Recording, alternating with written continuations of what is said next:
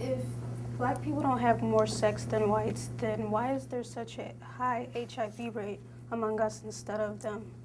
Let's just put race aside and let's look at income. In the United States, 25.8% of African Americans live in poverty. 25.3% of Hispanics also live in poverty, along with 12.5% of Asians and 9.4% of whites.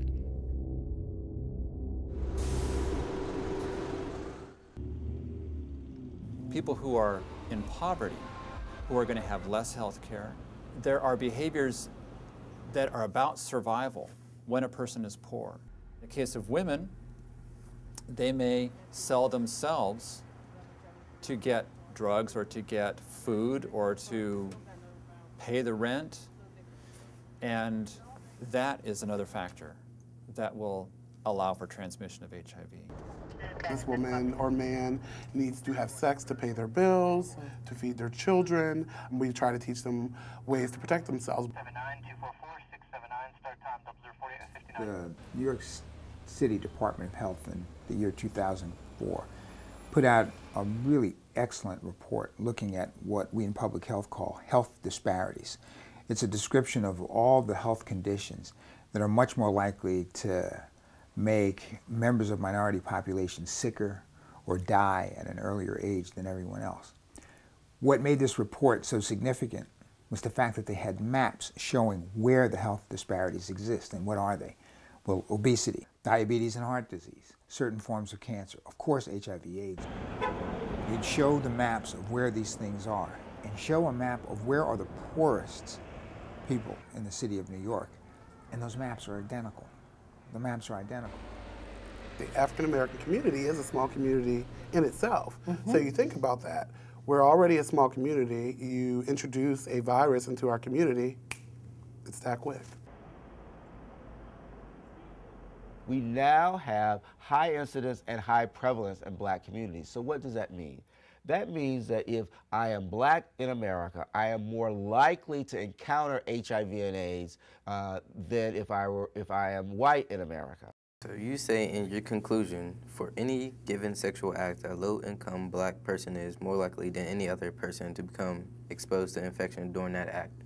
Why? Because they are more likely to have sex with somebody who is low-income African American. So it's not because they behaved differently. It's because they happened to be in a community where they had more people to run into who were already infected. So what's driving the HIV/AIDS health disparities in black communities is not that black people are engaging in riskier behavior than white people. In fact, the data shows us the opposite. That in a worst case scenario, black people are engaging in risky behavior to the same degree as white people. But in order to be as safe, we have to behave, twice as safe, if you will.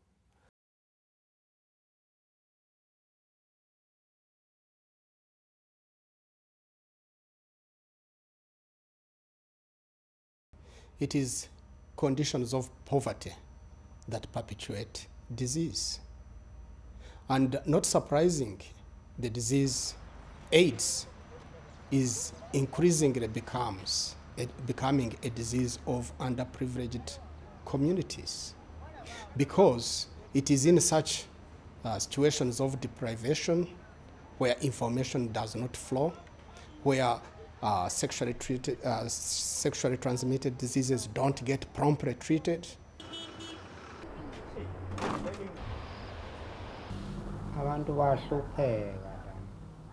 People are suffering, that's why and this is why they have got AIDS.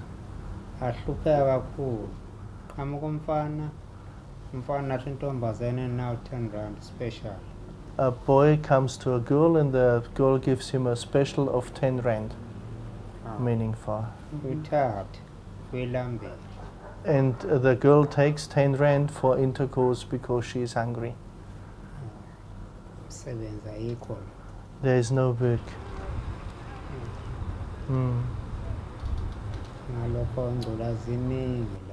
And therefore there is so much AIDS here. In the olden days, the men had to pay a bride price called a lobola, and that is 11 head of cattle, and one cow can cost up to 8,000 rand.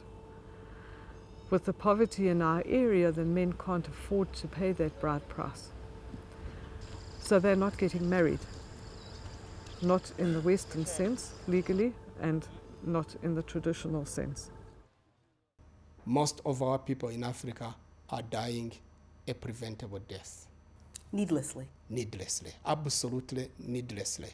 Because if you address the poverty aspect, you automatically cut out the disease aspect.